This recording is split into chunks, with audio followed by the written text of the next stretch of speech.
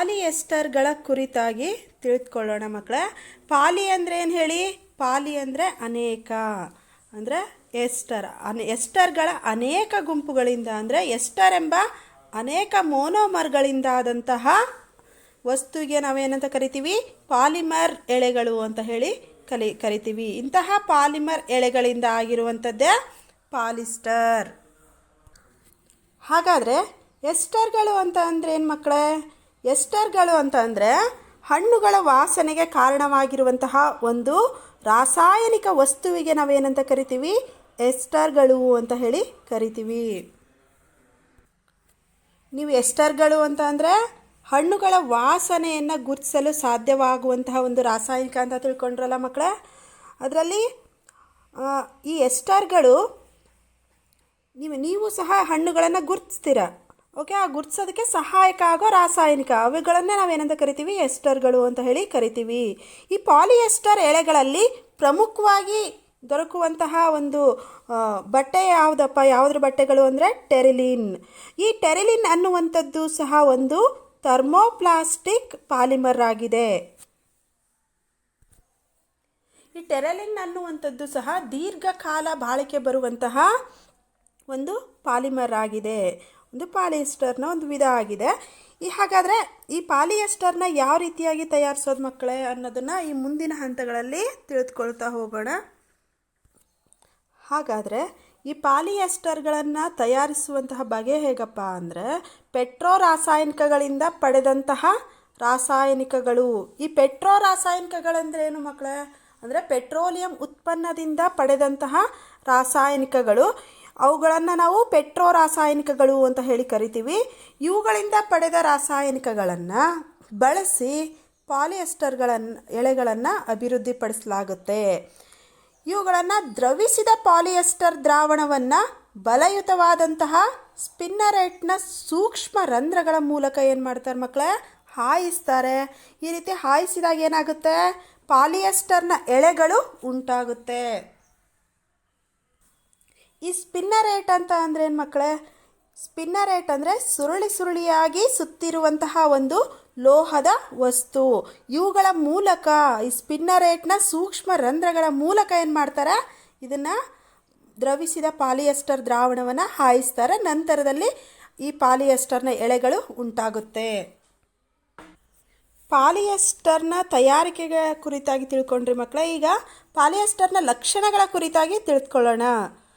ಈ ಪಾಲಿಯೆಸ್ಟರ್ಗಳು ನೈಲಾನ್ಗಿಂತನೂ ಸಹ ಹೆಚ್ಚು ಬಲಯುತವಾಗಿರುತ್ತೆ. ಅದೇ ರೀತಿ ನೈಲಾನ್ಗಿಂತನೂ ಸಹ ಹೆಚ್ಚು ಮೃದುವಾಗಿರುತ್ತೆ ಮಕ್ಕಳೇ. ಈ ನೈಲಾನ್ ಬಟ್ಟೆಗಿಂತನೂ ಪಾಲಿಯೆಸ್ಟರ್ ಬಟ್ಟೆಗಳು ಮೃದುವಾಗಿರುತ್ತೆ.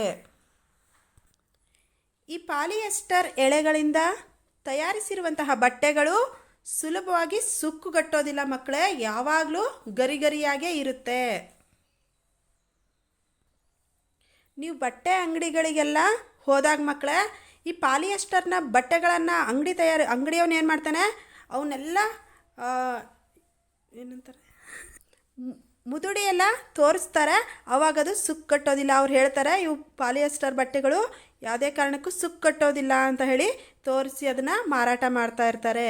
ಯಾಕಪ್ಪ ಅಂದರೆ ಈ ಪಾಲಿಯೆಸ್ಟರ್ ಎಳೆಗಳಿಂದ ತಯಾರಿಸಿರುವಂತಹ ಬಟ್ಟೆಗಳು ಅಷ್ಟು ಸುಲಭವಾಗಿ ಸುಕ್ಕುಗಟ್ಟೋದಿಲ್ಲ ಮಕ್ಕಳೇ.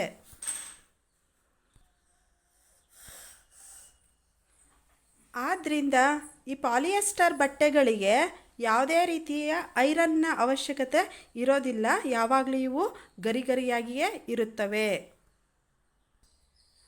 ಅಷ್ಟೇ ಅಲ್ಲದೆ ಪಾಲಿಯೆಸ್ಟರ್ನ ಒಂದು ಪ್ರಮುಖವಾದ ಲಕ್ಷಣ, ನೀವು ಸಂಶ್ಲೇಷಿತ ಎಳೆಗಳಲ್ಲಿ ಓದಿದ್ದೀರಲ್ಲ ಮಕ್ಕಳೇ, ಇವುಗಳ ನಿರ್ವಹಣೆ ತುಂಬಾ ಸುಲಭ. ಅಂದರೆ ಇವುಗಳನ್ನು ಪಾಲಿಯೆಸ್ಟರ್ನ ಬಟ್ಟೆಗಳನ್ನು ತೊಳೆಯುವುದು ಮತ್ತು ಒಗೆಯಲು ತುಂಬಾ ಸುಲಭ. ಬೇಗ ಇವನ್ನ ಏನು ಮಾಡ್ಬೋದು? ನಾವು ಕ್ಲೀನ್ ಮಾಡಬಹುದು. ಇವುಗಳ ನಿರ್ವಹಣೆ ತುಂಬ ಸುಲಭವಾಗಿರುತ್ತೆ. ಪಾಲಿಯೆಸ್ಟರ್ನ ಲಕ್ಷಣಗಳು.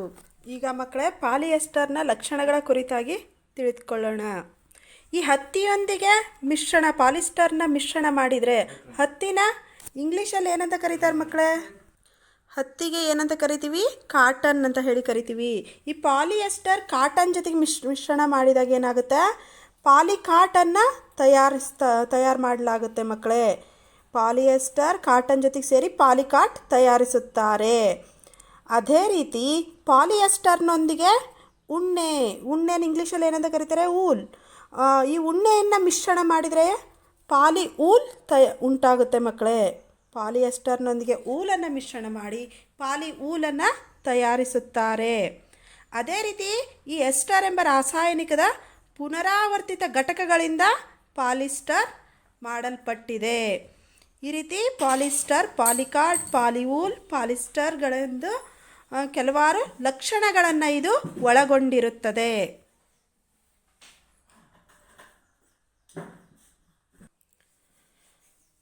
ಇನ್ನೊಂದೇನಪ್ಪ ಅಂತಂದರೆ PET. ನೀವು ಬಾಟಲ್ಗಳ ಮೇಲೆಲ್ಲ ನೋಡಿರ್ಬೋದು ಮಕ್ಕಳೇ, CPET, PET ಅಂತ ಇರುತ್ತಲ್ಲ. ಈ PET ಅಂದರೆ ಪಾಲಿಇಥೈಲಿನ್ ಟೆರಿಫ್ಥಾಲೇಟ್ ಅಂತ ಹೇಳಿ ಇದು ಸಹ ಒಂದು ಪಾಲಿಯೆಸ್ಟರ್ನ ಒಂದು ಚಿರಪರಿಚಿತ ರೂಪ. ನೀವು ಮನೆಗಳಲ್ಲೆಲ್ಲ ಅಮ್ಮಂದರು ಬಾಕ್ಸ್ಗಳನ್ನು ಬಾಕ್ಸ್ಗಳು ಏನು ಸಕ್ಕರೆ, ಟೀ ಪುಡಿ ಇವನ್ನೆಲ್ಲ ಹಾಕೋದಕ್ಕೆ ಬಾಕ್ಸ್ಗಳನ್ನೆಲ್ಲ ತೆಗೆದುಕೊಳ್ತಾರಲ್ಲ ಮಕ್ಕಳೇ ಅಂಗಡಿಗೆ ಹೋಗಿ, ಅಲ್ಲೂ ಸಹ ಈ ಪೆಟ್ಟಿಂದ ಮಾಡಿರುವಂತಹ ಬಾಟಲ್ಗಳನ್ನು ಹೆಚ್ಚಾಗಿ ಖರೀದಿಸ್ತಾರೆ. ಇದು ಸಹ ಒಂದು ಚಿರಪರಿಚಿತವಾದಂತಹ ಪಾಲಿಯೆಸ್ಟರ್ನ ಒಂದು ರೂಪ ಆಗಿದೆ, ಪಾಲಿಇಥೈಲಿನ್ ಟೆರಿಫ್ಥಾಲೇಟ್. ಅಷ್ಟೇ ಅಲ್ಲದೆ ಈ ಪಾಲಿಯೆಸ್ಟರ್ಗಳನ್ನು ಅಂಗಿಗಳು ಮತ್ತು ಇತರೆ ಉಡುಪುಗಳ ತಯಾರಿಕೆಯಲ್ಲೂ ಸಹ ಬಳಸಲಾಗುತ್ತೆ ಮಕ್ಕಳೇ. ಮತ್ತೊಂದು ಪಾಲಿಯೆಸ್ಟರ್ನ ಉಪಯೋಗ ಏನಪ್ಪ ಅಂತಂದರೆ ಈ ಪೆಟ್ಗಳನ್ನು ಪಾಲಿಇಥೈಲಿನ್ ಟೆರಿಫ್ಥಾಲೇಟ್ಗಳನ್ನು ಫಿಲ್ಮ್ಗಳು ಮತ್ತು ವೈರ್ಗಳ ತಯಾರಿಕೆಯಲ್ಲೂ ಸಹ ಬಳಸಲಾಗುತ್ತೆ ಮಕ್ಕಳೇ. ಇಲ್ಲಿಯವರೆಗೂ ಮಕ್ಕಳೇ ನೀವು ಸಂಶ್ಲೇಷಿತ ಎಳೆಗಳಾದಂಥ ನೈಲಾನ್, ರೇಯಾನ್ ಹಾಗೂ ಪಾಲಿಯೆಸ್ಟರ್ಗಳ ಕುರಿತಾಗಿ ತಿಳಿದುಕೊಂಡ್ರಿ. ಈ ಮುಂದಿನ ಇನ್ನೊಂದು ಹಂತ ಯಾವುದು, ಅಕ್ರಿಲಿಕ್ ಸಹ ಒಂದು ಸಂಶ್ಲೇಷಿತ ಎಳೆಯಾಗಿದೆ, ಮಾನವ ನಿರ್ಮಿತ ಎಳೆಯಾಗಿದೆ. ಅಕ್ರಿಲಿಕ್ ನೀವು ಈ ಹಿಂದೆ ತಿಳ್ಕೊಂಡಿರ ಮಕ್ಕಳೇ, ಕೃತಕ ರೇಷ್ಮೆಗಾಗಿ ಏನನ್ನು ತಯಾರಿಸಿದ್ರು, ರೇಯಾನನ್ನು ತಯಾರಿಸಿದರು. ಹಾಗಾದರೆ ಕೃತಕ ಉಣ್ಣೆ ಬೇಕು ತಾನೆ. ಈ ನೈಸರ್ಗಿಕ ಮೂಲಗಳಿಂದ ಪಡೆದಂತಹ ಉಣ್ಣೆ ಇದೆಯಲ್ಲ, ಇದು ತುಂಬಾ ದುಬಾರಿಯಾಗಿರುತ್ತೆ. ಆದ್ದರಿಂದ ಈ ಉಣ್ಣೆಗೆ ಇದಕ್ಕೆ ಪರ್ಯಾಯವಾಗಿ ಒಂದು ಸಂಶ್ಲೇಷಿತ ಎಳೆಗಳನ್ನು ತಯಾರಿಸ್ತಾರೆ ಮಕ್ಕಳೇ. ಆ ವಸ್ತುವನ್ನೇ ನಾವೇನಂತ ಕರಿತೀವಿ, ಅಕ್ರಿಲಿಕ್ ಅಂತ ಹೇಳಿ ಕರಿತೀವಿ. ಈ ಅಕ್ರಿಲಿಕ್ ಅನ್ನುವಂಥದ್ದು ಸಹ ಸಂಶ್ಲೇಷಿತ ಎಳೆಯಾಗಿದೆ.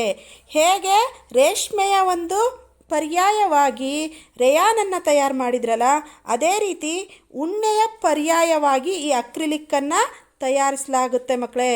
ಓಕೆ, ಈ ನಾವು ಉಣ್ಣೆಯ ವಸ್ತುಗಳನ್ನು ಖರೀದಿಸೋಕೆ ಹೋದರೆ ತುಂಬಾ ದುಬಾರಿಯಾಗಿರುತ್ತೆ, ಆದರೆ ಅಕ್ರಿಲಿಕ್ ಅಗ್ಗವಾಗಿ ನಮಗೆ ದೊರಕುತ್ತೆ. ಈ ಅಕ್ರಿಲಿಕ್ನಿಂದ ತಯಾರಿಸಿರುವಂತಹ ಬಟ್ಟೆಗಳು ಸಾಪೇಕ್ಷವಾಗಿ ಅಗ್ಗವಾಗಿರುತ್ತೆ. ಅಗ್ಗ ಅಂತ ಅಂದರೆ ಸುಲಭವಾಗಿ ಕಡಿಮೆ ದರದಲ್ಲಿ ದೊರಕುವಂತಹ ವಸ್ತುವಾಗಿದೆ. ಈ ಅಕ್ರಿಲಿಕ್ನ ಗುಣಲಕ್ಷಣಗಳು ಏನೇನಪ್ಪ ಆಗಿದ್ರೆ ಅಂದರೆ, ಈ ಅಕ್ರಿಲಿಕ್ ವಿವಿಧ ಬಣ್ಣಗಳಲ್ಲಿ ದೊರೆಯುತ್ತದೆ. ಇದು ಸಹ ಒಂದು ಸಂಶ್ಲೇಷಿತ ಎಳೆ ಪಾಲಿಮರ್ ಆಗಿರೋದ್ರಿಂದ ಈ ಅಕ್ರಿಲಿಕ್ ಸಹ ದೀರ್ಘ ಬಾಳಿಕೆ ಬರುತ್ತದೆ, ದೀರ್ಘಕಾಲೀನ ಬಾಳಿಕೆಯನ್ನು ಹೊಂದಿದೆ. ಅಕ್ರಿಲಿಕ್ನ ಉಪಯೋಗಗಳಲ್ಲಿ ನೀವು ಚಳಿಗಾಲದಲ್ಲಿ ಏನನ್ನು ನೆನೆಸ್ಕೊತೀರಿ ಹೇಳ್ರಿ ಮಕ್ಕಳೇ, ಸ್ವೆಟರ್ ಮತ್ತು ಶಾಲ್ಗಳು, ಬೆಚ್ಚಗಿಡಲು ಬಳಸುವಂತಹ ವಸ್ತುಗಳು. ಹೆಚ್ಚಾಗಿ ಉಣ್ಣೆ ಸ್ವೆಟರ್ಗಳು ತುಂಬಾ ದುಬಾರಿಯಾಗಿರೋದ್ರಿಂದ ಈ ಅಕ್ರಿಲಿಕ್ನಿಂದ ಮಾಡಿರುವಂತಹ ಸ್ವೆಟರ್ಗಳು ಮತ್ತು ಶಾಲ್ಗಳು ನಮಗೆ ಸುಲಭವಾಗಿ ಅಗ್ಗವಾಗಿ ದೊರಕುತ್ತೆ. ಹಾಗಾಗಿ ಸ್ವೆಟರ್ ಮತ್ತು ಶಾಲುಗಳ ತಯಾರಿಕೆಯಲ್ಲಿ ಈ ಅಕ್ರಿಲಿಕ್ನ ಬಳಸ್ತಾರೆ. ಅದೇ ರೀತಿಯಾಗಿ ಈ ಅಕ್ರಿಲಿಕ್ನನ್ನು ರಗ್ಗುಗಳು ಮತ್ತು ಬಟ್ಟೆಗಳ ತಯಾರಿಕೆಯಲ್ಲಿ ಸಹ ಬಳಸ್ತಾರೆ. ಯಾಕಂದ್ರಪ್ಪ ಅದು ಉಣ್ಣೆಯ ಪರ್ಯಾಯ ಆಗಿರೋದ್ರಿಂದ ಇದು ಬೆಚ್ಚಗಿಡಲು ಸಹಾಯಕ ಆಗುತ್ತೆ ಇಂತಹ ಬಟ್ಟೆಗಳು. ಹಾಗಾಗಿ ರಗ್ಗುಗಳ ಮತ್ತು ಬಟ್ಟೆಗಳ ತಯಾರಿಕೆಯಲ್ಲೂ ಸಹ ಈ ಅಕ್ರಿಲಿಕ್ಕನ್ನು ಬಳಸಲಾಗುತ್ತೆ ಮಕ್ಕಳೇ.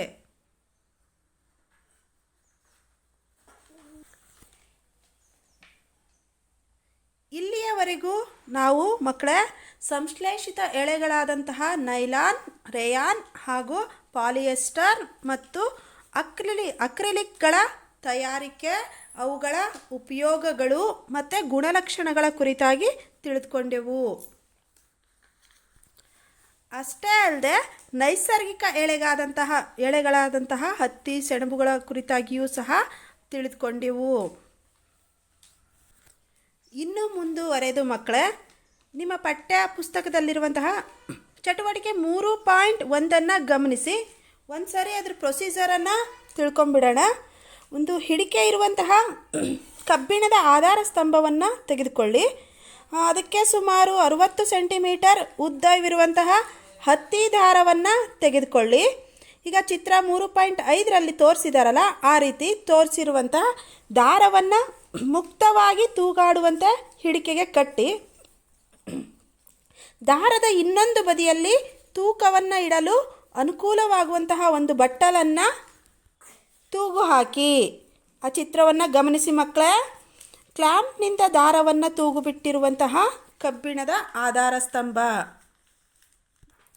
ಇದಕ್ಕೆ ಸಂಬಂಧಿಸಿದಂತೆ ಮಕ್ಕಳೇ, ನೀವು ನಿಮಗೆ ಸುಲಭವಾಗಿ ದೊರಕುವಂತಹ ಹತ್ತಿ ದಾರಗಳು ಅಥವಾ ರೇಯಾನ್, ನೈಲಾನ್ ದಾರಗಳು ಅಥವಾ ರೇಷ್ಮೆ ದಾರಗಳನ್ನು ಕಲೆಕ್ಟ್ ಮಾಡ್ಕೊಳ್ಳಿ. ನಾವು ಏನು ಮಾಡಬೇಕಾಗುತ್ತೆ ಅಂತಂದರೆ, ದಾರ ತುಂಡಾಗುವವರೆಗೂ ಸಹ ತೂಕದ ಮೊದಲೇನು ಮಾಡಬೇಕು, ಹತ್ತಿಯಿಂದ ಮಾಡಿರುವಂತಹ ದಾರವನ್ನು ನಾವು ತೂಗು ಹಾಕಬೇಕಾಗುತ್ತೆ.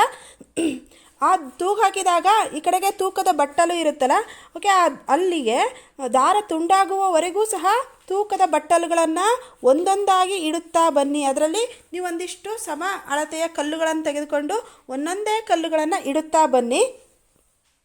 ದಾರವನ್ನು ತುಂಡು ಮಾಡಲು ಬೇಕಾಗುವ ಒಟ್ಟು ತೂಕವನ್ನು ದಾಖಲಿಸಿಕೊಳ್ಳಿ. ಎಲ್ಲಿವರೆಗೂ ಆ ಕಲ್ಲುಗಳನ್ನು ಇಡಬೇಕಪ್ಪ ಅಂತಂದರೆ, ದಾರ ತುಂಡಾಗುವವರೆಗೂ ಸಹ ಇಡಬೇಕಾಗುತ್ತೆ. ಆ ಒಂದು ತೂಕವನ್ನು ದಾಖಲೆ ಮಾಡಿ ಇಟ್ಕೋಬೇಕಾಗುತ್ತೆ ಮಕ್ಕಳೇ. ಈ ತೂಕವು ಎಳೆಯ ಸಾಮರ್ಥ್ಯವನ್ನು, ಆ ಹತ್ತಿ ಎಳೆಯ ಸಾಮರ್ಥ್ಯವನ್ನು ಸೂಚಿಸುತ್ತೆ. ಅದೇ ರೀತಿ ಉಣ್ಣೆಯ ಒಂದು ಎಳೆಯನ್ನು ತೆಗೆದುಕೊಳ್ಳಿ, ಅದಕ್ಕೂ ಸಹ ಅದೇ ರೀತಿ ಕಲ್ಲುಗಳನ್ನು ಇಡ್ತಾ ಬನ್ನಿ. ಅದು ಯಾವಾಗ ಆ ಉಣ್ಣೆಯ ದಾರ ಹರಿಯುತ್ತೆ ಅನ್ನೋದನ್ನು ದಾಖಲಿಸಿಕೊಳ್ಳಿ, ಎಷ್ಟು ತೂಕಕ್ಕೆ ಹರಿಯುತ್ತೆ ಅನ್ನೋದು. ಅದೇ ರೀತಿ ಪಾಲಿಯೆಸ್ಟರ್ ಮತ್ತು ರೇಷ್ಮೆ, ನೈಲಾನ್ ದಾರಗಳೊಂದಿಗೂ ಸಹ ಈ ಒಂದು ಚಟುವಟಿಕೆಯನ್ನು ಪುನರಾವರ್ತಿಸಿ ಮಕ್ಕಳೇ. ದತ್ತಾಂಶವನ್ನು ದಾಖಲಿಸಿಕೊಂಡು ಆ ದಾರಗಳನ್ನು ಅವುಗಳ ಸಾಮರ್ಥ್ಯದ ಏರಿಕೆ ಕ್ರಮದಲ್ಲಿ ಜೋಡಿಸ್ತಾ ಬನ್ನಿ.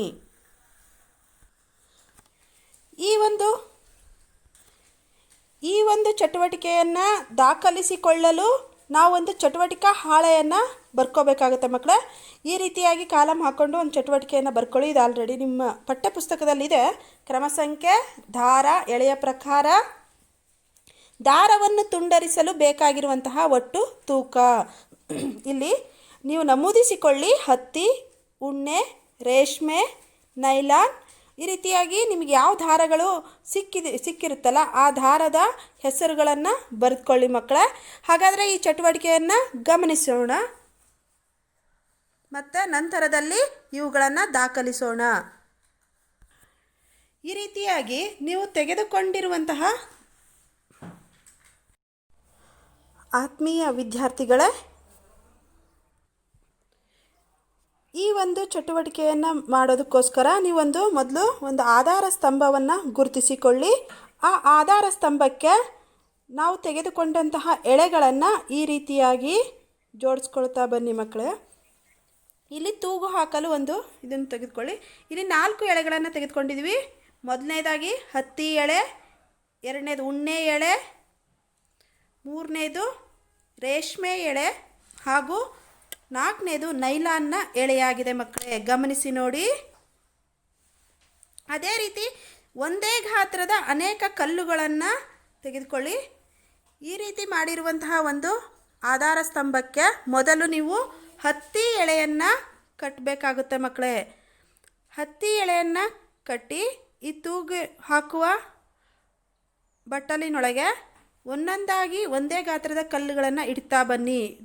1, 2, 3 ಕಲ್ಲುಗಳನ್ನು ಇಟ್ಟಿದೆ. ಇನ್ನೂ ಹತ್ತಿ ಎಳೆ ತುಂಡಾಗಿಲ್ಲ.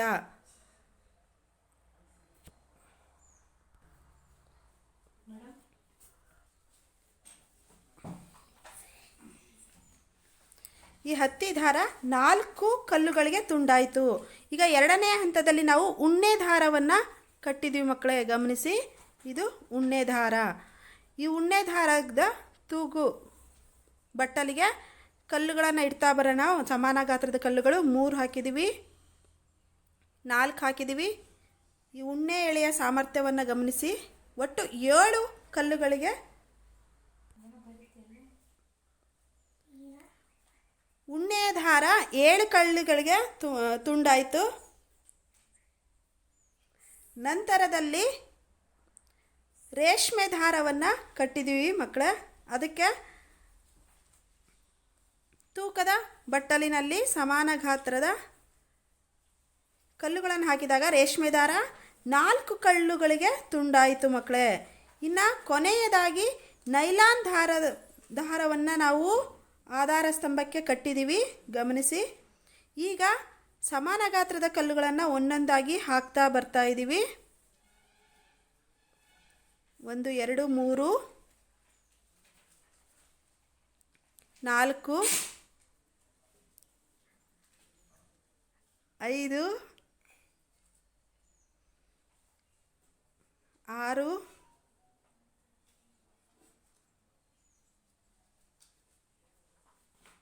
7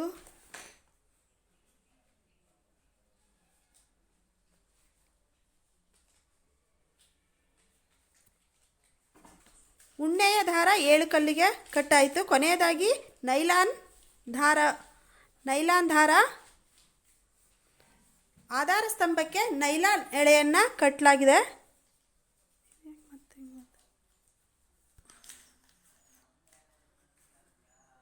ಗಮನಿಸಿ ಮಕ್ಕಳೇ, ಕೊನೆಯದಾಗಿ ನೈಲಾನ್ ಎಳೆಯನ್ನು ಆಧಾರ ಸ್ತಂಭಕ್ಕೆ ಕಟ್ಟಲಾಗಿದೆ. ಈ ನೈಲಾನ್ ಎಳೆಗೆ ಸಮಾನ ಗಾತ್ರದ ಕಲ್ಲುಗಳನ್ನು ಇಡ್ತಾ ಇದ್ದೀವಿ. ಸುಮಾರು 8 9 10 10ಕ್ಕಿಂತ ಹೆಚ್ಚು ಕಲ್ಲುಗಳನ್ನು ಇಡ್ತಾ ಇದ್ದರೂ ಸಹ ಈ ನೈಲಾನ್ ಎಳೆಯು ಹರಿತಾ ಇಲ್ಲ ಮಕ್ಕಳೇ, ಗಮನಿಸಿ ನೋಡಿ.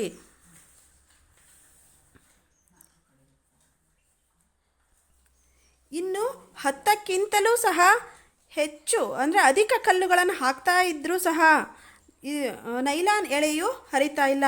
ಇದು ಏನು ತಿಳಿಸುತ್ತಪ್ಪ ಅಂದರೆ ನೈಲಾನ್ ಅಧಿಕ ಸಾಮರ್ಥ್ಯವನ್ನು ಒಳಗೊಂಡಿದೆ. ನೈಲಾನ್ ಒಂದು ಸಂಶ್ಲೇಷಿತ ಎಳೆಯಾಗಿದ್ದು ಈ ಎಳೆಯ ಸಾಮರ್ಥ್ಯ ಅಧಿಕ ಆಗಿರುತ್ತೆ. ಇದು ಯಾವುದೇ ಕಾರಣಕ್ಕೂ ತುಂಡಾಗ್ತಾ ಇಲ್ಲ ನೋಡಿ, ಗಮನಿಸಿ ನೋಡಿ ಮಕ್ಕಳೇ. ಪ್ರಯೋಗದಲ್ಲಿ ಗಮನಿಸಿ, ತುಂಡಾಗ್ತಾ ಇಲ್ಲ. ಇದ್ರ ಮೇಲೆ ಅಂದರೆ ಇದರಿಂದ ಏನು ತಿಳಿದು ಬರುತ್ತೆ ಅಂದರೆ ನೈಲಾನ್ ಅತ್ಯಧಿಕ ಸಾಮರ್ಥ್ಯವನ್ನು ಹೊಂದಿರುವಂತಹ ಎಳೆಯಾಗಿದೆ.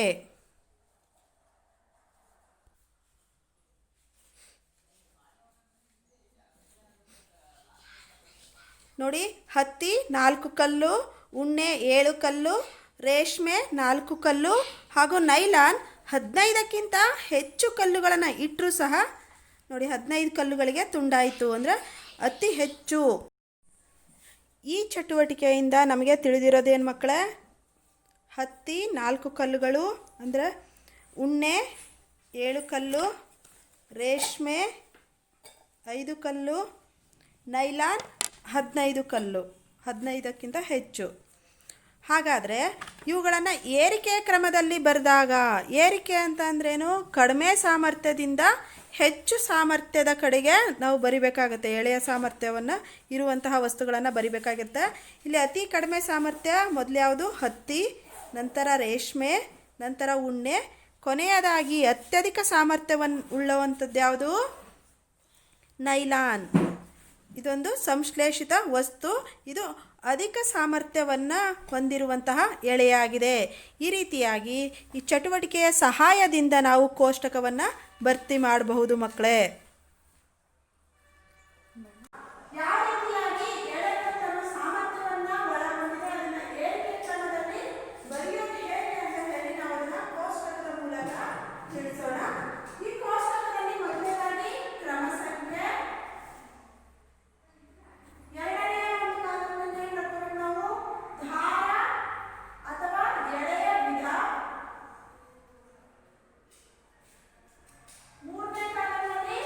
ನಾವು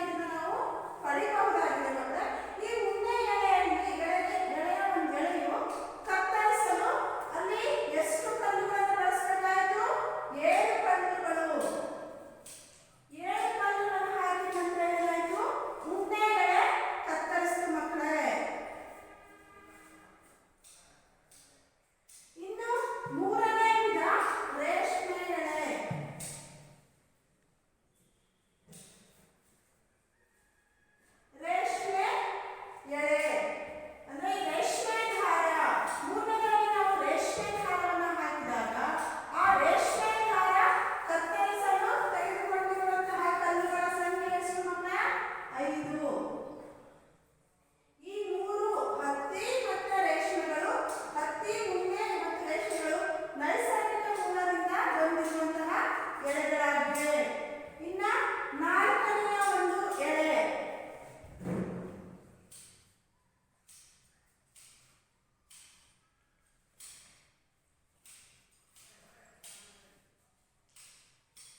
ನಾಲ್ಕನೆಯ ಎಳೆ ಯಾವುದು ಮಕ್ಕಳೇ? ನೈಲಾನ್.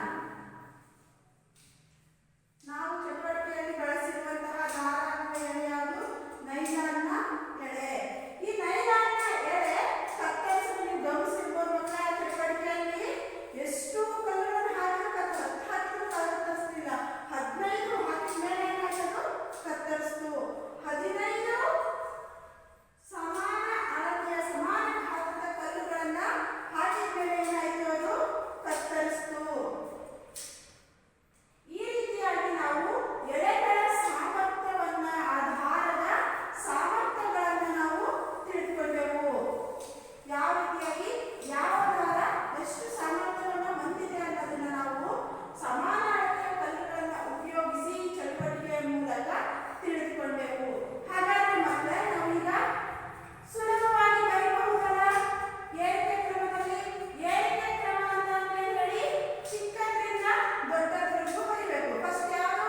ಕಡಿಮೆ ಇರುವಂತದ್ದು 10 ಎಳೆ. ಈ ಎಳೆಗಳ ಸಾಮರ್ಥ್ಯಕ್ಕೆ ಅನುಗುಣವಾಗಿ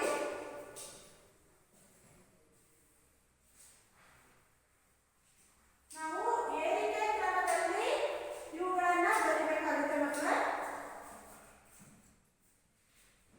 ಮೊದಲನೇದು ಯಾವುದು? 10 ಎಳೆ.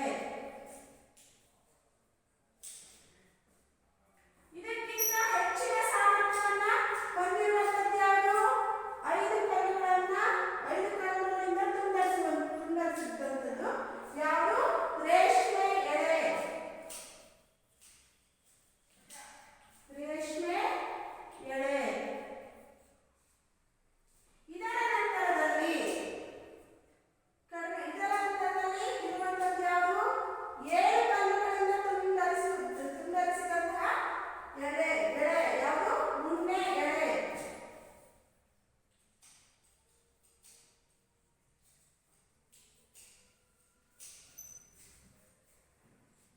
ನಂತರ ಕೊನೆಯದಾಗಿ ಯಾವುದು? ನೈಲಾನ್. ನೈಲಾನ್ 15 ಕಲ್ಲುಗಳಿಂದ ತುಂಡರಿಸಿತು. ಹಾಗಾಗಿ ಕೊನೆಯ ಒಂದು ಎಳೆ ಯಾವುದು? ನೈಲಾನ್.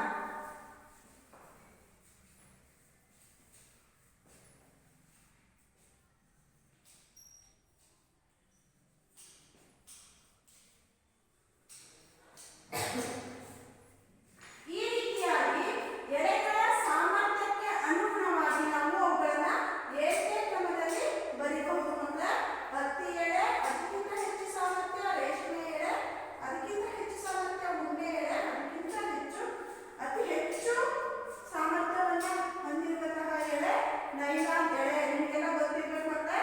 ನೈಲಾನ್ ಇವೆಲ್ಲ ನೈಸರ್ಗಿಕ ಎಳೆಗಳು, ಆದ್ರೆ ನೈಲಾನ್ ಮಾತ್ರ ಸಂಶ್ಲೇಷಿತ ಎಳೆ. ಇದು ಮಾನವ ನಿರ್ಮಿತ ಹಾಗೂ ಕೃತಕ ಎಳೆಯಾಗಿದೆ. ಇದು ಅತಿ ಹೆಚ್ಚು ಎಳೆ ಸಾಮರ್ಥ್ಯವನ್ನ ಇದು ಒಳಗೊಂಡಿರುವಂತಹ ಎಳೆಯಾಗಿದೆ. ಈ ರೀತಿಯಾಗಿ ನಾವು ಎಳೆಗಳನ್ನ ಅವುಗಳ ಸಾಮರ್ಥ್ಯಕ್ಕೆ ಅನುಗುಣವಾಗಿ ಏರಿಕೆ ಕ್ರಮದಲ್ಲಿ ಬರೀಬಹುದು ಕೋಷ್ಟಕದ ಸಹಾಯದಿಂದ. ಈಗ ಮೌಲ್ಯಮಾಪನ ಮಕ್ಕಳೇ. ಪೆಟ್ PET ಅನ್ನು ವಿಸ್ತರಿಸಿ. ಉತ್ತರ ಅಲ್ಲೇ ಇದೆ. ಪಾಲಿಇಥೈಲಿನ್ ಟೆರಿಫ್ಥಾಲೇಟ್. ಮುಂದಿನ ಪ್ರಶ್ನೆ, ಶಟಲ್ ಬ್ಯಾಟ್ಗಳ ಸ್ಟ್ರಿಂಗ್ಗಳನ್ನು ಯಾವ ಸಂಶ್ಲೇಷಿತ ಎಳೆಗಳಿಂದ ಮಾಡಿರುತ್ತಾರೆ? ನೈಲಾನ್. ಉತ್ತರ ನೈಲಾನ್ನಿಂದ ಈ ಸ್ಟ್ರಿಂಗ್ಗಳನ್ನು ಮಾಡಿರ್ತಾರೆ. ಮುಂದಿನ ಪ್ರಶ್ನೆ, ಪರ್ವತಾರೋಹಿಗಳು ಬಳಸುವ ಹಗ್ಗಗಳನ್ನು ಯಾವ ಸಂಶ್ಲೇಷಿತ ಎಳೆಗಳಿಂದ ಮಾಡಿರುತ್ತಾರೆ? ಉತ್ತರ ನೈಲಾನ್. ಗೃಹ ಕಾರ್ಯವನ್ನು ಬರೆದುಕೊಳ್ಳಿ ಮಕ್ಕಳೇ. ರೇಯಾನನ್ನು ಕೃತಕ ರೇಷ್ಮೆ ಅಂತ ಹೇಳಿ ಕರೀತಾರೆ. ಯಾಕಪ್ಪ ಅಂದರೆ ಇದನ್ನು ರೇಷ್ಮೆಯ ಪರ್ಯಾಯವಾಗಿ ಇದನ್ನು ಬಳಸಲಾಗುತ್ತೆ. ಹಾಗೆ ಇದು ರೇಷ್ಮೆಗಿಂತನೂ ಸಹ ಅಗ್ಗವಾಗಿರುತ್ತೆ. ಆದರೆ ರೇಷ್ಮೆಯ ಬಟ್ಟೆಯ ಥರನೇ ಹೊಳಪನ್ನು ಕೊಡೋದ್ರಿಂದ ಇದು ಸಂಶ್ಲೇಷಿತ ವಸ್ತು ಆಗಿರೋದ್ರಿಂದ ಇದನ್ನು ಏನಂತ ಕರಿತೀವಿ? ಕೃತಕ ರೇಷ್ಮೆ ಅಂತ ಹೇಳಿ ಕರಿತೀವಿ. ನಿಮ್ಮ ಮನೆಯಲ್ಲಿ ಬಳಸುವ ಸಂಶ್ಲೇಷಿತ ವಸ್ತುಗಳನ್ನು ಪಟ್ಟಿ ಮಾಡಿ. ನಿಮ್ಮ ಮನೆಯಲ್ಲಿ ಹಲವಾರು ಸಂಶ್ಲೇಷಿತ ವಸ್ತುಗಳನ್ನು ಬಳಸ್ತೀರ ಮಕ್ಕಳೇ. ಅವುಗಳನ್ನೆಲ್ಲ ಪಟ್ಟಿ ಮಾಡಿ, ಪೆಟ್ಟಾಗಿರ್ಬೋದು, ಬಟ್ಟೆಗಳಾಗಿರ್ಬೋದು, ನೀವು ಯಾವ್ಯಾವುದನ್ನು ಬಳಸ್ತೀರಾ ಅವನ್ನೆಲ್ಲವನ್ನು ಪಟ್ಟಿ ಮಾಡಿ ಮಕ್ಕಳೇ. ಬಟ್ಟೆಗಳು ಎಲ್ಲ, ಅಥವಾ ಬೆಡ್ಶೀಟ್ಗಳು, ಬ್ರಷ್ಗಳು, ಶಟಲ್ ಬ್ಯಾಟ್ನಲ್ಲಿ ಇರುವಂತಹ ಎಳೆಗಳು ಎಲ್ಲವನ್ನೂ ಸಹ ಪಟ್ಟಿ ಮಾಡಿ.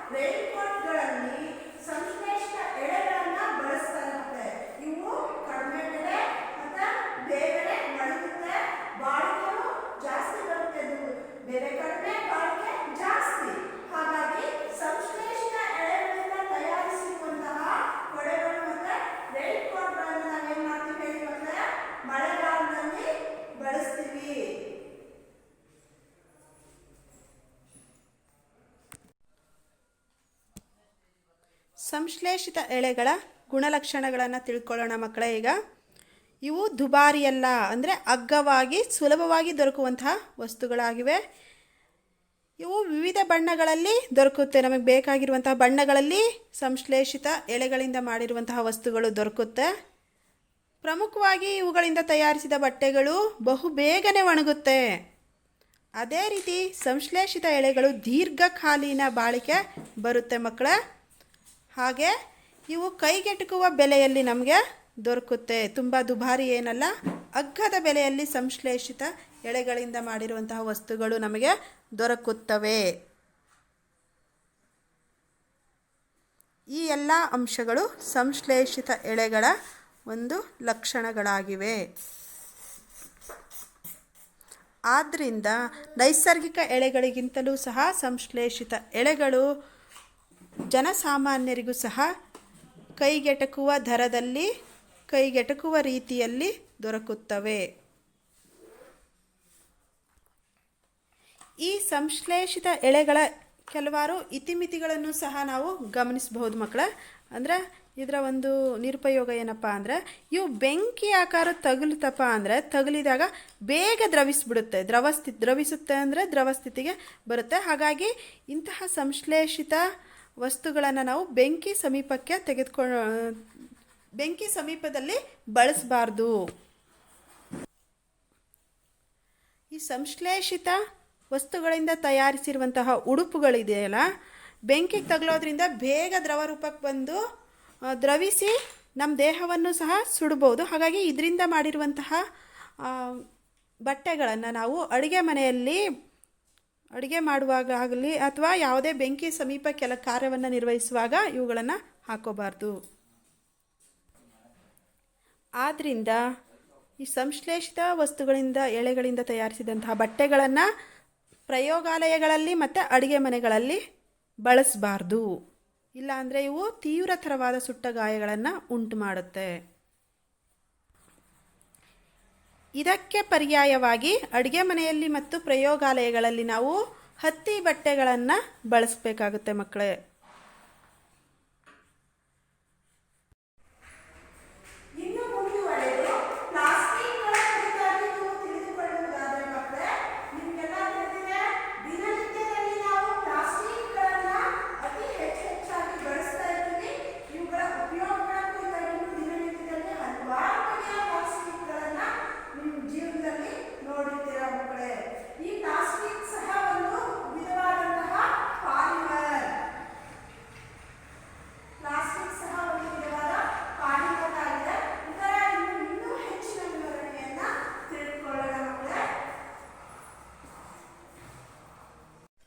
ಇನ್ನು ಮುಂದುವರೆದು ಮಕ್ಕಳೇ ನಾವು ಪ್ಲಾಸ್ಟಿಕ್ಗಳ ಕುರಿತಾಗಿ ತಿಳಿದುಕೊಳ್ಳೋಣ. ನಾವು ನಮ್ಮ ದಿನನಿತ್ಯದಲ್ಲಿ ಹಲವಾರು ಪ್ಲಾಸ್ಟಿಕ್ ವಸ್ತುಗಳನ್ನು ನೋಡಿರ್ತೀವಿ ಮಕ್ಕಳೇ. ಗಮನಿಸಿ, ಚೇರ್ಗಳಾಗಿರ್ಬೋದು, ಬಾಕ್ಸ್ಗಳಾಗಿರ್ಬೋದು, ನಮ್ಮ ಮನೇಲಿ ಡಸ್ಟ್ಬಿನ್ಗಳು, ಪ್ರತಿಯೊಂದು ಮ್ಯಾಕ್ಸಿಮಮ್ ಎಲ್ಲ ವಸ್ತುಗಳು ಸಹ ಪ್ಲಾಸ್ಟಿಕ್ನಿಂದ ಆಗಿರ್ತವು, ಪ್ಲಾಸ್ಟಿಕ್ನಿಂದ ತಯಾರಿಸಿರ್ತಾರೆ. ಇಂತಹ ಒಂದು ಪ್ಲಾಸ್ಟಿಕ್ನ ಲಕ್ಷಣಗಳೇನು? ಈ ಪ್ಲಾಸ್ಟಿಕ್ಕನ್ನು ಸುಲಭವಾಗಿ ಎರಕ ಹೊಯ್ಯಬಹುದು, ಪ್ಲಾಸ್ಟಿಕ್ಕನ್ನು ಮರುಚಕ್ರೀಕರಣಗೊಳಿಸಬಹುದು. ಅಂದರೆ ಇದನ್ನು ಬಳಸಿ ಮತ್ತೆ ನಾವು ಇನ್ನೊಂದು ವಸ್ತುವನ್ನು ಎರಕ ಹೊಯ್ದು ಇನ್ನೊಂದು ವಸ್ತುವನ್ನು ನಾವು ಏನು ಮಾಡ್ಬೋದು, ತಯಾರಿಸಬಹುದು. ಪ್ಲಾಸ್ಟಿಕ್ಕನ್ನು ಮರುಬಳಕೆ ಮಾಡ್ಬೋದು. ಈಗ ಯಾವುದೇ ಒಂದು ಬೇರೆ ಉದ್ದೇಶಕ್ಕೆ ತೆಗೆದುಕೊಂಡಿರ್ತೀರಾ, ಅದು ಸಾಧ್ಯವಾಗಲಿಲ್ಲ ಅಂದರೆ ಬೇರೆ ಒಂದು ಉದ್ದೇಶಕ್ಕೆ ನಾವು ಇದನ್ನು ಮರುಬಳಕೆಯನ್ನು ಮಾಡಬಹುದು ಮಕ್ಕಳೇ. ಈಗ ಒಂದು ಬಕೆಟ್ ಇರುತ್ತೆ ಅಂದರೆ ಅದು ಯಾಕಾರು ಹೊಡಿತು ಅಂದರೆ ಅಥವಾ ಸೀಳ್ತು ಅಂತ ಅಂದರೆ ಪ್ಲಾಸ್ಟಿಕ್ಕನ್ನು ಸುಲಭವಾಗಿ ಎರಕ ಹೊಯ್ಬೋದು. ಅಂದರೆ ಯಾವುದೇ ಆಕಾರಕ್ಕೆ ನಾವು ಅದನ್ನು ಬದಲಿಸಬಹುದು. ಅದೇ ರೀತಿ ಮರುಚಕ್ರೀಕರಣಗೊಳಿಸ್ಬೋದು, ಮರುಬಳಕೆ ಮಾಡಬಹುದು. ಈ ಪ್ಲಾಸ್ಟಿಕ್ಗಳಿಗೆ ನಮಗೆ ಬೇಕಾಗಿರುವಂತಹ ಬಣ್ಣವನ್ನು ಇವಕ್ಕೆ ನೀಡಬಹುದು. ಅವನ್ನ ಈಸಿಯಾಗಿ ಸುಲಭವಾಗಿ ಕರಗಿಸಬಹುದು. ಅದೇ ರೀತಿ ಹಾಳೆಗಳಾಗಿ ಸುತ್ತಬಹುದು ಮತ್ತು ತಂತಿಯಾಗಿಸ್ಬೋದು. ಅಂದರೆ ಪ್ಲಾಸ್ಟಿಕ್ಗಳನ್ನು ನಾವು ತಂತಿ ರೂಪನೂ ಮಾಡಬಹುದು. ನೀವು ಲೋಹಗಳ ಪಾಠದಲ್ಲಿ ತಿಳಿದುಕೊಂಡಿರ್ತೀರಲ್ಲ, ಕುಟ್ಯತೆ ತನ್ಯತೆ ಅಂತ ಹೇಳಿ. ಅದೇ ರೀತಿ ಪ್ಲಾಸ್ಟಿಕ್ಗಳನ್ನು ಸಹ ನಾವು ಹಾಳೆಗಳ ರೂಪದಲ್ಲೂ ಸಹ ಅದನ್ನು ನಾವು ಬದಲಿಸಬಹುದು ಅಥವಾ ತಂತಿಗಳನ್ನಾಗಿಸಲು ಸಹ ಬಹುದು. ಈ ಪ್ಲಾಸ್ಟಿಕ್ಗಳು ತುಂಬಾ ಹಗುರ ಹಾಗೂ ಬಲಯುತವಾಗಿರುತ್ತೆ. ತುಂಬಾ ಅದು ಲೈಟ್ ವೆಯ್ಟ್ ಆಗಿರುತ್ತೆ, ಹಗುರವಾಗಿರುತ್ತೆ ಮತ್ತು ಹೆಚ್ಚು ಬಲಯುತವಾಗಿರುತ್ತೆ. ಅದೇ ರೀತಿ ದೀರ್ಘಕಾಲದವರೆಗೆ ಈ ಪ್ಲಾಸ್ಟಿಕ್ಗಳು ಬಾಳಿಕೆ ಬರುತ್ತೆ ಮಕ್ಕಳೇ. ಈ ಎಲ್ಲ ಅಂಶಗಳು ಪ್ಲಾಸ್ಟಿಕ್ನ ಒಂದು ಪ್ರಮುಖ ಗುಣಲಕ್ಷಣಗಳಾಗಿವೆ.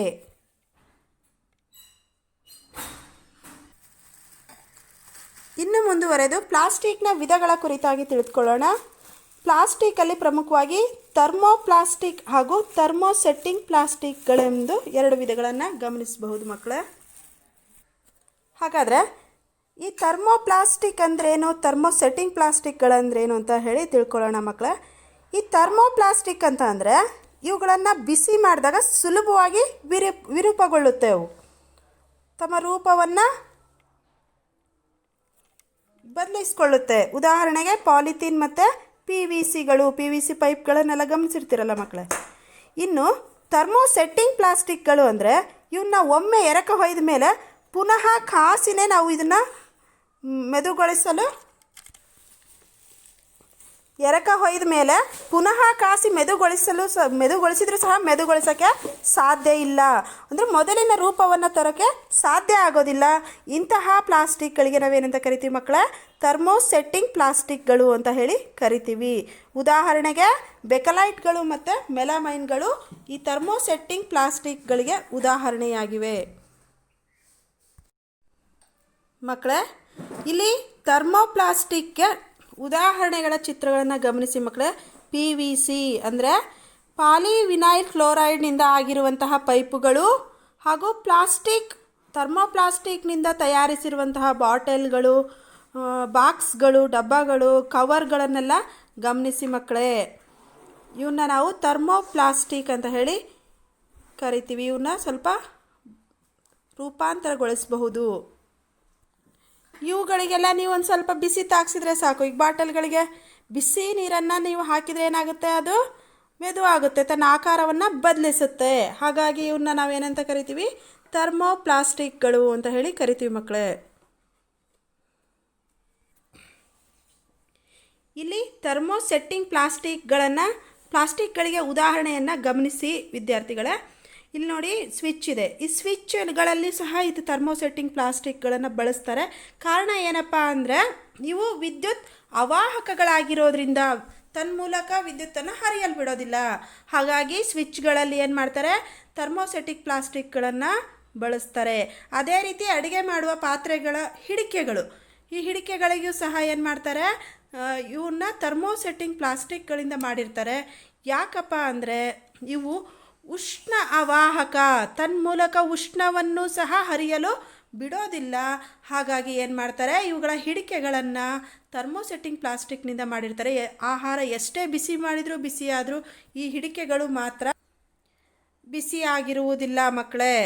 ಅದೇ ರೀತಿ ಇಲ್ಲಿ ಗಮನಿಸಿ, ಫೈರ್ ಅಗ್ನಿಶಾಮಕ ದಳದವರು, ಫೈರ್ ಇಂಜಿನ್ ದಳದವ್ರು ಇರ್ತಾರಲ್ಲ, ಫೈರನ್ನು ನಂದಿಸೋಕೆ ಹೋಗ್ತಾರಲ್ಲ ಅಗ್ನಿಯನ್ನು, ಅಂಥ ಹೊತ್ತಲ್ಲಿ ಏನು ಮಾಡ್ತಾರೆ, ಈ ಅಗ್ನಿಶಾಮಕ ದಳದವರು ಹಾಕಿಕೊಳ್ಳುವಂತಹ ಬಟ್ಟೆಗಳಿರುತ್ತಲ್ಲ ಅವು ಸಹ ಥರ್ಮೋಸೆಟ್ಟಿಂಗ್ ಪ್ಲಾಸ್ಟಿಕ್ನಿಂದ ಆಗಿರುತ್ತೆ. ಯಾಕಪ್ಪ ಅಂದರೆ ಇವು ಅತಿ ವೇಗವಾಗಿ, ನಿಮ್ಗೆ ಗೊತ್ತಲ್ಲ ಥರ್ಮೋಸೆಟ್ಟಿಂಗ್ನ ಒಂದು ಪ್ರಮುಖವಾದ ಗುಣಲಕ್ಷಣ, ಇದನ್ನು ನಾವು ಬೆಂಕಿ ತಾಗಿಸಿದ್ರೂ ಸಹ ಅದು ಮೂಲ ಆಕಾರವನ್ನು ಅದು ಕಳ್ಕೊಳ್ಳೋದಿಲ್ಲ, ಅಷ್ಟು ಸುಲಭವಾಗಿ ಅದು ಕರಗೋದಿಲ್ಲ. ಹಾಗಾಗಿ ಈ ಬಟ್ಟೆಗಳ ತಯಾರಿಕೆಯಲ್ಲೂ ಸಹ ಥರ್ಮೋಸೆಟ್ಟಿಂಗ್ ಪ್ಲಾಸ್ಟಿಕ್ಗಳನ್ನು ಬಳಸಲಾಗುತ್ತೆ.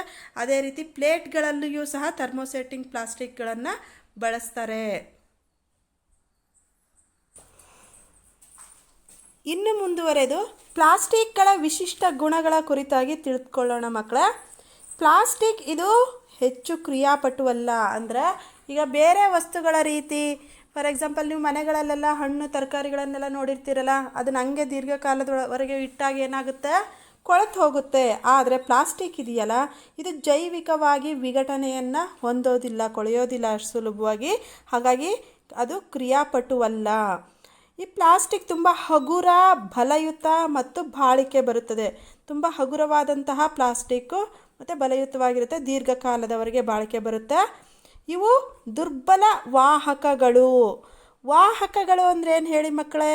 ತನ್ಮೂಲಕ ವಿದ್ಯುತ್ ಅಥವಾ ಉಷ್ಣವನ್ನು ಹರಿಯಲು ಬಿಡುವಂಥವಕ್ಕೆ ವಾಹಕಗಳು ಅಂತೀವಿ. ದುರ್ಬಲ ವಾಹಕಗಳು ಅಂದರೆ ಅಷ್ಟು ಸುಲಭವಾಗಿ ಪ್ಲಾಸ್ಟಿಕ್ಗಳು ತನ್ಮೂಲಕ ವಿದ್ಯುತ್ತನ್ನು ಅಥವಾ ಉಷ್ಣವನ್ನು ಹರಿಯಲು ಬಿಡೋದಿಲ್ಲ. ಫಾರ್ ಎಕ್ಸಾಂಪಲ್ ನೀವು ಬಿಸಿಲಲ್ಲಿ ಒಂದು ಕಬ್ಬಿಣದ ಚೇರು ಮತ್ತು ಪ್ಲಾಸ್ಟಿಕ್ ಚೇರನ್ನಿಟ್ಟರೆ 1-2 ಗಂಟೆಗಳ ನಂತರ ನೋಡಿದಾಗ ಏನಾಗುತ್ತೆ, ಕಬ್ಬಿಣದ ಚೇರು ತುಂಬ ಬಿಸಿಯಾಗಿರುತ್ತೆ, ಅದೇ ಪ್ಲಾಸ್ಟಿಕ್ ಚೇರು ಅಷ್ಟೊಂದು ಬಿಸಿಯಾಗಿರಲ್ಲ. ಯಾಕಪ್ಪ ಅಂದರೆ ಇದೊಂದು ದುರ್ಬಲ ವಾಹಕವಾಗಿರುತ್ತೆ ಮಕ್ಕಳೇ. ಈ ಎಲ್ಲ ಕಾರಣದಿಂದ ಪ್ಲಾಸ್ಟಿಕ್ಗಳು ಹೆಚ್ಚು ಜನಪ್ರಿಯವಾಗಿವೆ ಮತ್ತು ಹೆಚ್ಚೆಚ್ಚು ವಸ್ತುಗಳು ಪ್ಲಾಸ್ಟಿಕ್ನಿಂದ ಮಾಡಲ್ಪಟ್ಟಿವೆ. ಜನರು ಅವನ್ನೇ ಹೆಚ್ಚಾಗಿ ಬಳಸ್ತಾ ಇದ್ದಾರೆ. ಪ್ಲಾಸ್ಟಿಕ್ಗಳು ಮತ್ತು ಪರಿಸರ. ಈ ಪ್ಲಾಸ್ಟಿಕ್ ಮತ್ತು ಪರಿಸರಕ್ಕೆ ಹೋಲಿಸಿ ಅಥವಾ ಸಹಸಂಬಂಧ ನೋಡಿದಾಗ ಪ್ಲಾಸ್ಟಿಕ್ಗಳು ಪರಿಸರಕ್ಕೆ ಅಷ್ಟು ಒಳ್ಳೆಯದನ್ನು ಮಾಡಿಲ್ಲ. ಇದು ಹೆಚ್ಚಾಗಿ ಹಾನಿಕಾರಕವಾಗಿದೆ. ಕಾರಣ ಏನಪ್ಪ ಅಂತ ಅಂದರೆ, ಈ ಪ್ಲಾಸ್ಟಿಕ್ಗಳು ಜೈವಿಕವಾಗಿ ವಿಘಟನೆಯನ್ನು ಹೊಂದೋದಿಲ್ಲ. ಆದ್ದರಿಂದ ಇದು ಸಂಪೂರ್ಣವಾಗಿ ಮಾಲಿನ್ಯಕ್ಕೆ ಕಾರಣ ಆಗ್ತಾ ಇದೆ. ಹಾಗಾಗಿ ಇದು ಪ್ಲಾಸ್ಟಿಕ್ ಪರಿಸರ ಸ್ನೇಹಿ ಆಗಿಲ್ಲ ಮಕ್ಕಳೇ. ಇನ್ನು ಮುಂದುವರೆದು 5Rಗಳ ಕುರಿತಾಗಿ ತಿಳಿದುಕೊಳ್ಳೋಣ ಮಕ್ಕಳೇ. ಈ 5Rಗಳು ರೆಡ್ಯೂಸ್, ರೀಯೂಸ್, ರೀಸೈಕಲ್, ರೀಕವರ್ ಮತ್ತು ರೆಫ್ಯೂಸ್ಗಳು.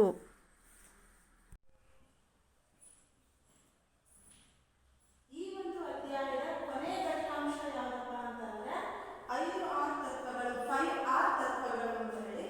5R ಅಂತಂದ್ರೇನು? ರೆಡ್ಯೂಸ್, ರೀಯೂಸ್, ರೀಸೈಕಲ್, ರೀಕವರ್ ಮತ್ತು ರೆಫ್ಯೂಸ್ ಅಂತ ಹೇಳಿ. ಈ 5Rಗಳನ್ನು ನಾವು ನಮ್ಮ ನಿತ್ಯ ಜೀವನದಲ್ಲಿ ಅಳವಡಿಸಿಕೊಳ್ಳೋದ್ರಿಂದ ನಾವೇನು ಮಾಡ್ಬೋದು, ಪರಿಸರ ಸ್ನೇಹಿ ಜೀವನ ಶೈಲಿಯನ್ನು ರೂಢಿಸಿಕೊಳ್ಬೋದು. ಇದರಿಂದ ನಾವು ಪರಿಸರ